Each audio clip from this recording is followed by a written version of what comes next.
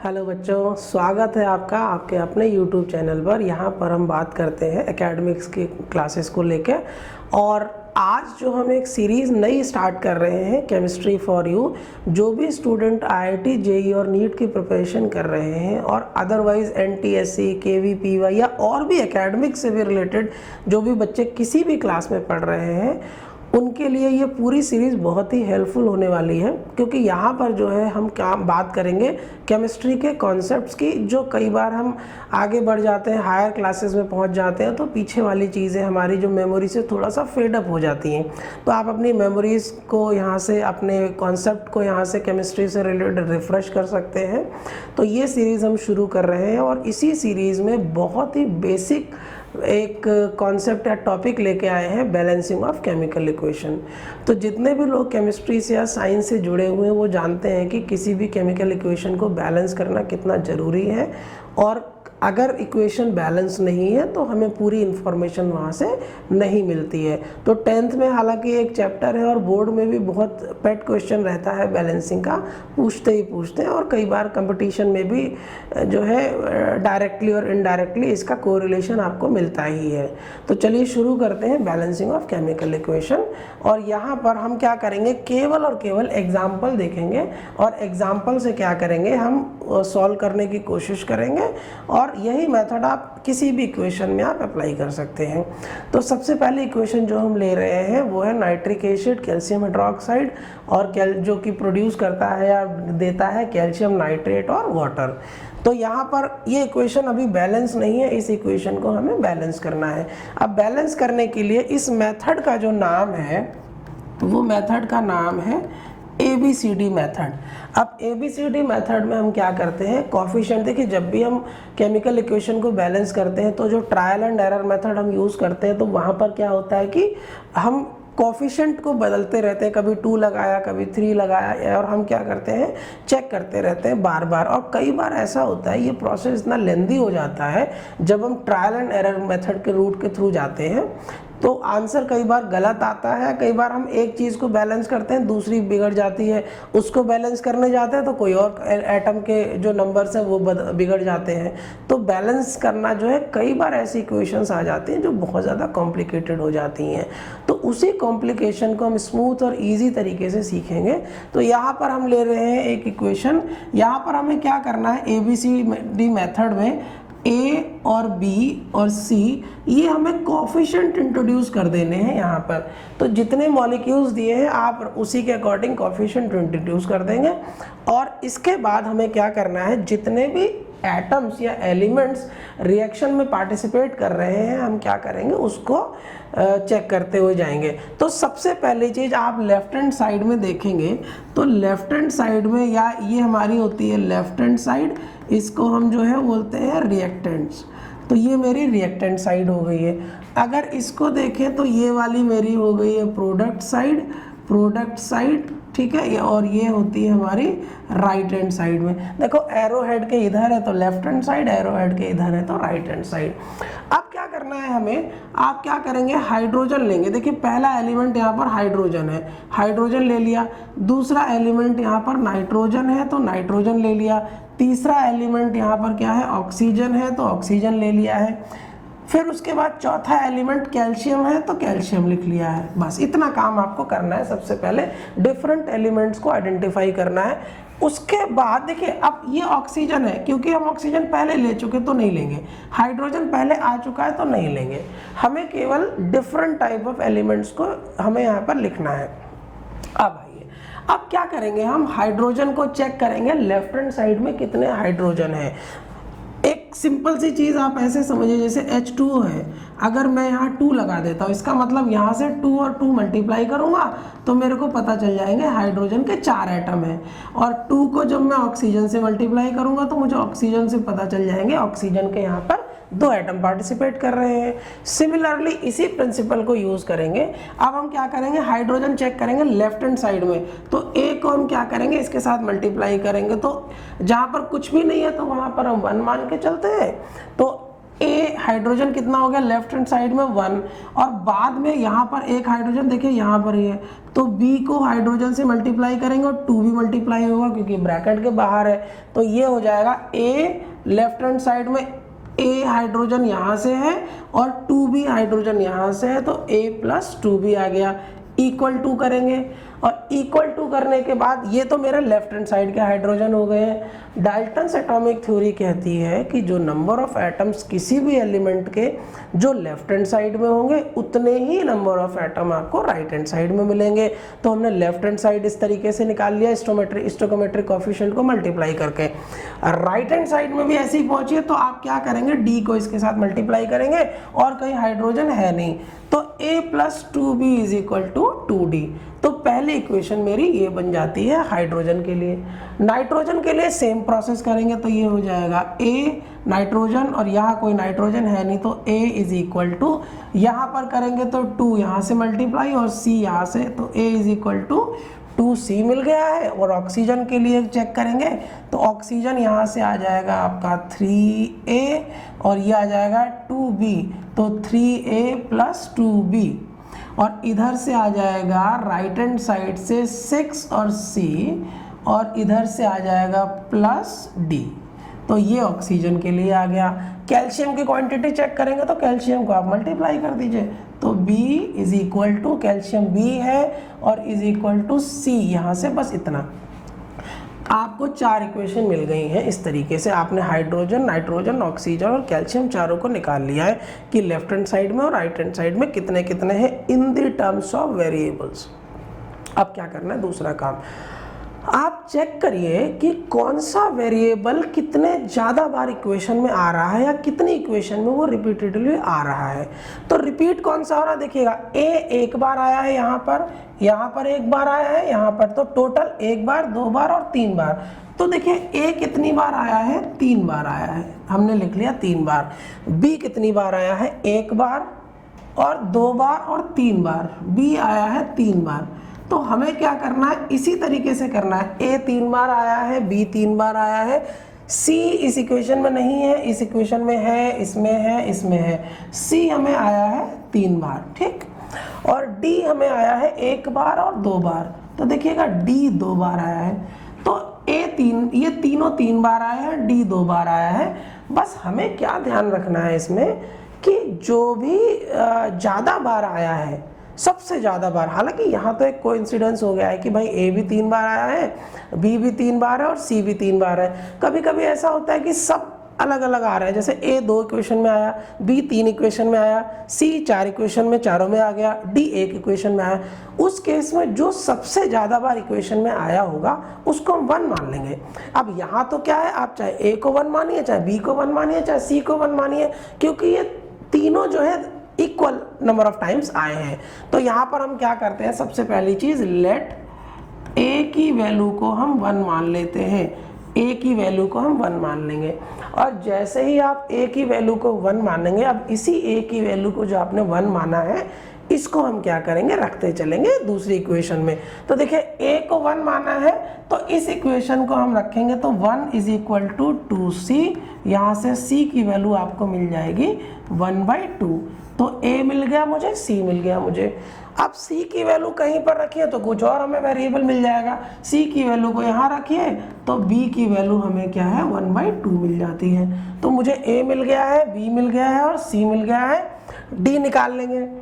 अब देखिए d यहाँ पर भी आ रहा है, ये रहा, और d यहाँ पर भी आ रहा है। आपको जो इक्वेशन इजी पड़े सॉल्व करने के लिए वहाँ से निकालिए, आप दोनों से निकालेंगे एक ही बात आएगी, आंसर सेम आएगा। a की वैल्यू मेरे पास है 1, इधर, अब इधर से मैं निकाल रहा हूँ इस इक्वेशन से a प्लस 2, b की वैल्यू है मैंने निकाली है 1/2, 2 into 1/2 is equal to 2d, 2 से 2 कट गया है, 1 plus 1 is equal to 2d, तो ये 2 इज इक्वल टू 2d और d की वैल्यू हो जाएगी 1, कट जाएगा d की वैल्यू 1। अब मेरे पास चारों वेरिएबल आ गए a, b, c और d।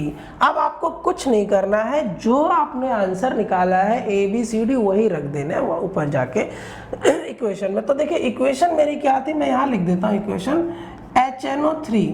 HNO3 के आगे कोफिशिएंट A है, तो A की वैल्यू आपने निकाली है 1, तो हमने 1, तो देखो 1 आप लिखें ना लिखें एक ही बात है, 1 से कोई फर्क नहीं पड़ रहा है। HNO3 प्लस B, यहाँ पर दूसरा कोफिशिएंट B की वैल्यू आपने निकाली है 1/2, और ये आपका आ जाएगा calcium hydroxide CaOH2 gives C की वैल्यू आपने निकाली है 1/2, तो ये आ जाएगा हमारा 1/2, और ये क्या हो रहा है, इरेजर, ठीक, 1/2, और ये हो गया हमारा calcium nitrate CaNO3 whole twice, और D की वैल्यू मैंने निकाली है 1, तो D की वैल्यू 1 है, तो प्लस सिंपल आप H2O लिख देंगे। देखिए ये हमारे कोफिशिएंट आ गए, लेकिन नॉर्मली हम ऐसी इक्वेशंस नहीं देखते हैं जहाँ पर कोफिशिएंट फ्रैक्शंस में होते हैं। हालांकि ये इक्वेशन भी बैलेंस है, ऐसी बात नहीं है, लेकिन इसको और अच्छा देखने में लगे उसके लिए हम क्या करेंगे कि जो कोफिशिएंट मेरे आए हैं उनको हम होल नंबर में कन्वर्ट कर देंगे, फ्रैक्शन में नहीं रखेंगे। तो सबसे ईजी तरीका क्या है कि जो डेनोमिनेटर है उससे क्या कर दीजिए, आप मल्टीप्लाई कर दीजिए पूरी इक्वेशन को। तो डेनोमिनेटर क्या है 2, तो 2 से मल्टीप्लाई करेंगे तो क्या हो जाएगा, आपको जो फाइनल इक्वेशन मिलेगी तो ये मिलेगी 2HNO3, और प्लस देखिए जब 2 का यहाँ पर 1/2 से मल्टीप्लाई करेंगे तो 2 और 2 कट जाएगा, तो यहाँ पर आपको केवल मिलेगा 1 कैल्शियम हाइड्रोक्साइड, और सेम चीज़ यहाँ पर 2 से मल्टीप्लाई करेंगे, पूरी इक्वेशन को लेफ्ट हैंड साइड और राइट हैंड साइड दोनों को 2 से मल्टीप्लाई करना है, तो ये हो जाएगा कैल्शियम नाइट्रेट। थोड़ा गला खराब है, अभी मुझे सर्दी जुकाम था। 2HNO3 calcium hydroxide calcium nitrate, और 2 यहाँ मल्टीप्लाई हो जाएगा तो 2H2O। तो ये वाली मेरी इक्वेशन जो मिली है, ये जो है वो बैलेंस्ड इक्वेशन मिली है। तो यहाँ से आप चेक भी कर सकते हैं, 2 हाइड्रोजन है हाँ, और 2 हाइड्रोजन यहाँ, तो 2 और 2 4 हाइड्रोजन हो गए। यहाँ पर चेक करेंगे 4 हाइड्रोजन हो गए। उसके बाद नाइट्रोजन, तो 2 नाइट्रोजन है, यहाँ पर 2 नाइट्रोजन है। ऑक्सीजन कितना है, 2 3 जा 6 और 2 8 ऑक्सीजन है, तो 2 3 जा 6 और 2 यहाँ मल्टीप्लाई करेंगे तो 8 ऑक्सीजन यहाँ मिल जाएंगे। ऐसे चेक कर लेंगे। यहाँ पर हमारी बहुत सारी लेबर बच जाती है ट्रायल एंड एरर में, जो हम बार बार कंफ्यूज होते रहते हैं। आपको सिंपल इक्वेशन बनानी है और इक्वेशन बना के आपको क्या कर देना है, सॉल्व करना है। तो ये आई होप आपको समझ में आ गया हो कि एक और नेक्स्ट इक्वेशन ट्राई करते हैं, आगे बढ़ते हैं। दूसरी इक्वेशन हमारे पास ये है। देखिए आप भी कॉपी पेन निकाल लीजिए, आप भी खुद प्रैक्टिस करते रहिए, और वहाँ से आपको और अच्छी चीज़ें और अच्छे समझ में आ जाएगा। अगर कहीं कोई डाउट है तो पॉज करके और दोबारा से आप इसको रिपीट करके देख सकते हैं। सेम प्रोसेस है। क्या करना है, हमने क्या करना है, कोफिशिएंट ले लेना है A, B, C और D। अब क्या काम करना है, मुझे देखना है कि कौन से एलिमेंट्स हैं मेरे पास, यूनिक एलिमेंट या डिफरेंट एलिमेंट। एक कार्बन हो गया है, दूसरा मेरे पास हाइड्रोजन आ गया है, तीसरा मेरे पास ऑक्सीजन आ गया है। तो कार्बन, हाइड्रोजन और ऑक्सीजन, ठीक यही है। फिर ऑक्सीजन वापस से रिपीट हो रहा है। आप बस लेफ्ट हैंड साइड एक ही साइड के देखिए, दूसरी साइड के देखने की कोई ज़रूरत नहीं है। आ गया ये। अब हम क्या करेंगे, सिंपल ABC मेथड से क्या करेंगे, इसको मल्टीप्लाई करेंगे। तो कार्बन कितना हो जाएगा 7A यहाँ से ये मल्टीप्लाई हो जाएगा, और कोई कार्बन है नहीं, और यहाँ से आपको मिलेगा C, तो 7A is equal to C। और कोई कार्बन नहीं है। हाइड्रोजन चेक करिए, हाइड्रोजन इधर मल्टीप्लाई करेंगे तो ये हो जाएगा 6A, और इधर आ जाएगा इक्वल टू में आ जाएगा 2D। ऑक्सीजन चेक करेंगे तो A को मल्टीप्लाई करेंगे इसके साथ तो 2A, और इधर मल्टीप्लाई करेंगे तो 2B। देखिए प्लस सेम मैंने बताया, प्लस क्यों आया है, क्योंकि ये जो ऑक्सीजन है दोनों ही लेफ्ट हैंड साइड में हमको मिल रहे हैं। तो 2A plus 2B is equal to C, यहाँ से मल्टीप्लाई ऑक्सीजन यहाँ से निकालेंगे तो ये हो जाएगा 2C, और ये आ जाएगा प्लस D। ये रही मेरी इक्वेशन, 3 इक्वेशन मेरी बन गई हैं, राइट। अगला काम हम क्या करेंगे, कार्बन के लिए हमें इक्वेशन मिल गई है, हाइड्रोजन के लिए और ऑक्सीजन के लिए। अगला काम क्या है, आप देखेंगे कौन से वेरिएबल सबसे ज़्यादा बार आ रहे हैं। तो A एक बार आ रहा है, देखते चलेंगे। A एक बार, यहाँ पर भी एक बार और A इक्वेशन में मिला, और एक बार हमें और इक्वेशन में मिला, तो 3 बार A आया। बी यहाँ है, बी यहाँ है, बी यहाँ है, बी आया है एक बार। सी को चेक करेंगे कितनी बार आया है, एक बार प्लस प्लस प्लस एक बार, तो 2 बार आया है सी। डी कितनी बार आया, यहाँ आया है डी और यहाँ आया है, डी भी आपका क्या है 2 बार आया है। तो देखिए सबसे ज़्यादा बार आया है ए, सबसे ज़्यादा बार आया है ए, तो क्या करेंगे हम, सिंपल है, लेट ए की वैल्यू को हम 1 मान लेंगे। अच्छा, ए की वैल्यू को या जो भी सबसे ज़्यादा बार आता है आप 1 ही मानेंगे।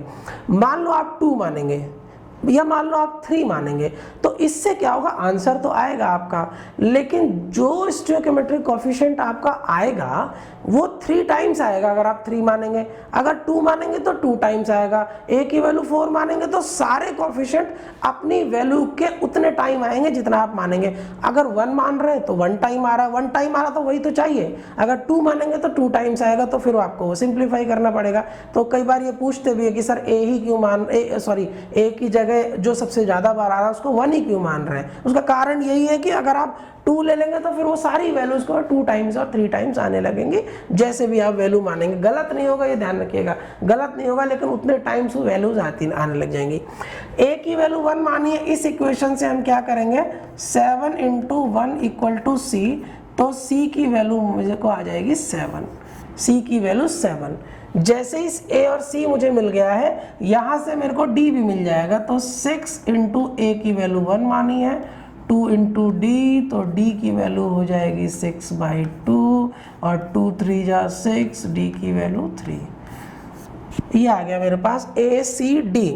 b और निकालना है, वैल्यू बस यहाँ पर रख दीजिए, 2 × a की वैल्यू 1, ये आ गया प्लस 2 × b की, b मुझे निकालना ही है, सॉरी, और 2c की वैल्यू है 7, तो 2 × 7 प्लस और d आया है मेरे पास 3, तो यहाँ पर 2 + 2b = 14 + 3, 14 + 3 और 17 आया है, और ये आया है 2b और 2 को वहाँ ले जाएंगे तो क्या होगा, 2b = 17 - 2 15, तो मेरे पास आता है 2b = 15, b = 15/2। गड़बड़ हो गया है, b = 15/2।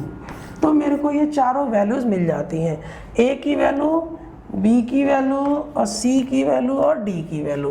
अब आपको क्या करना है, इनको उठा के वैल्यूज़ को लिख देना है वहाँ पर। तो देखिए a की वैल्यू 1 है, तो मेरे पास सिंपल क्या आ जाएगा, C7, एक सेकेंड, ये इसको पहले मैं मिटाऊँ। चलिए, यहाँ पर मेरे पास a की वैल्यू है 1, तो ये हो जाएगा C7H6O2 प्लस b की वैल्यू है मेरे पास 15/2, तो ये हो जाएगा 15/2 O2, और मुझे ये मिलेगा यहाँ से c है 7 और CO2, और इधर पर आ जाएगा d आएगा 3, तो ये हो जाएगा 3H2O।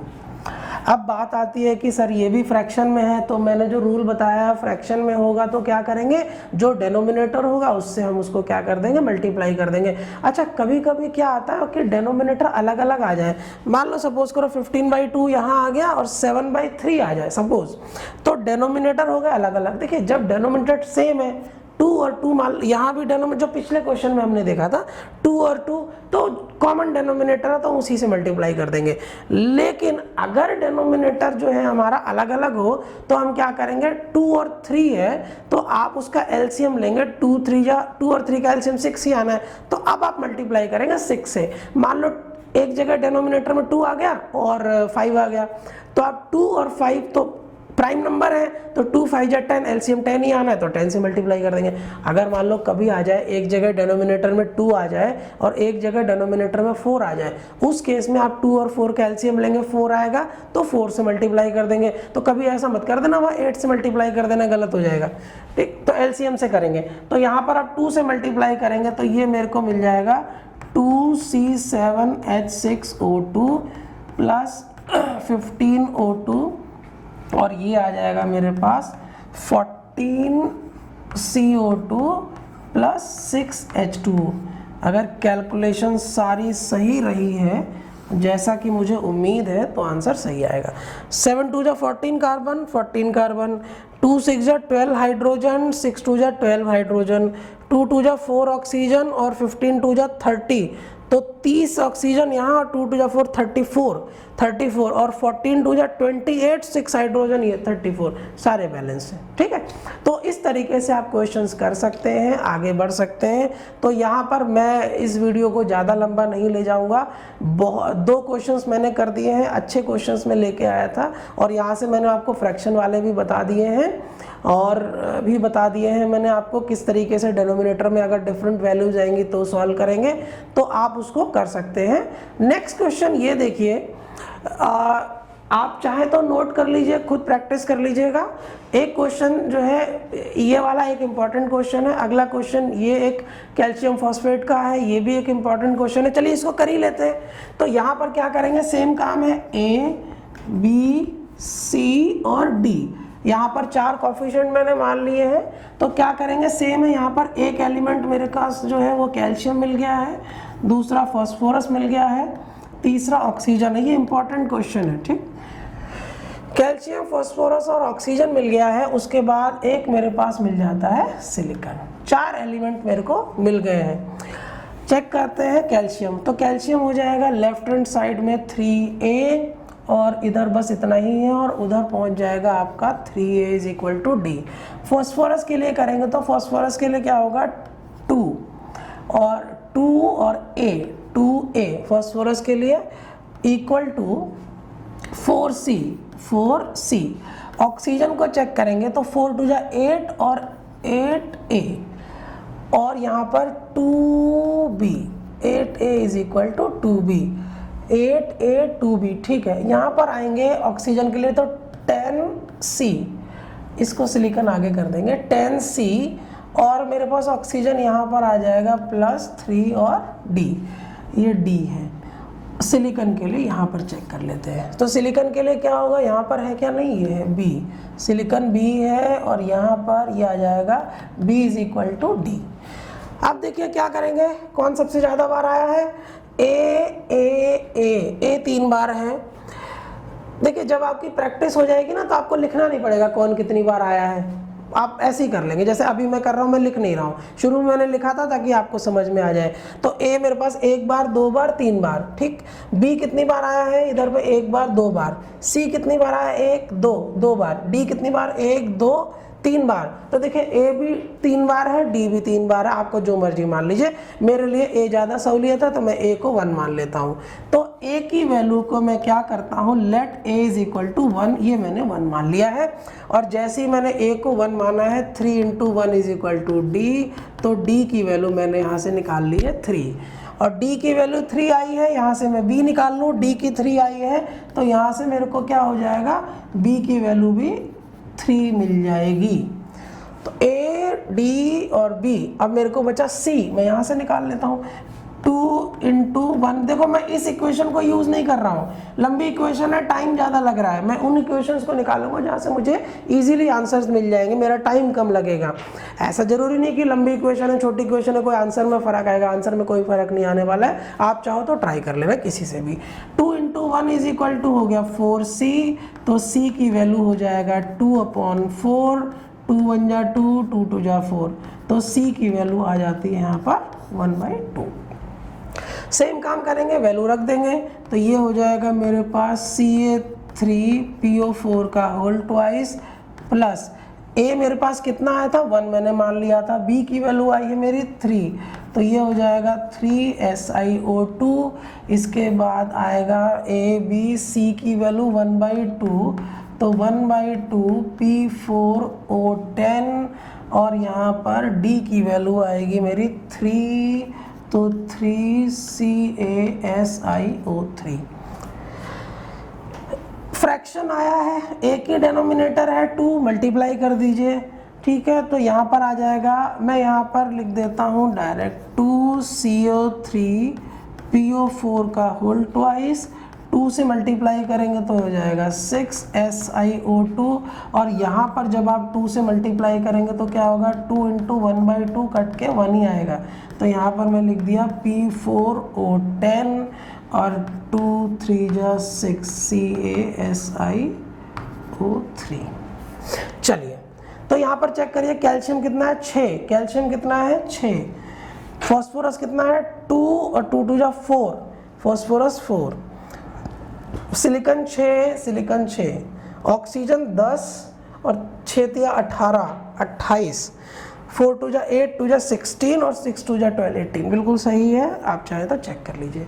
तो इस तरीके से आप बैलेंसिंग कर सकते हैं। कुछ और एग्जांपल्स हैं, आप इनको कर लीजिए और आप इसको जो है करेक्ट कर इसी प्रोसेस से अप्लाई कीजिए, ईजीली आ जाएगा। थोड़ा सा अलजेब्रा है अगर आपका वीक है तो, हालांकि इतना कोई बहुत ज़्यादा नहीं है, ऐसा नहीं है कि कोई पॉलिनोमियल की इक्वेशन बनेगी, हमेशा आपकी लीनियर इक्वेशन बनेगी, कभी भी पॉलिनोमियल की इक्वेशन बनने वाली नहीं है। तो बेसिक चीज़ें हैं, छोटी छोटी चीज़ों का आप करते रहिए। ये कुछ एग्जांपल्स हैं जो आप कर लीजिए, कुछ इंपॉर्टेंट हैं आपको, अगर इनको कर लेंगे तो आप सारी इक्वेशंस को बहुत ही आराम से कर लेंगे।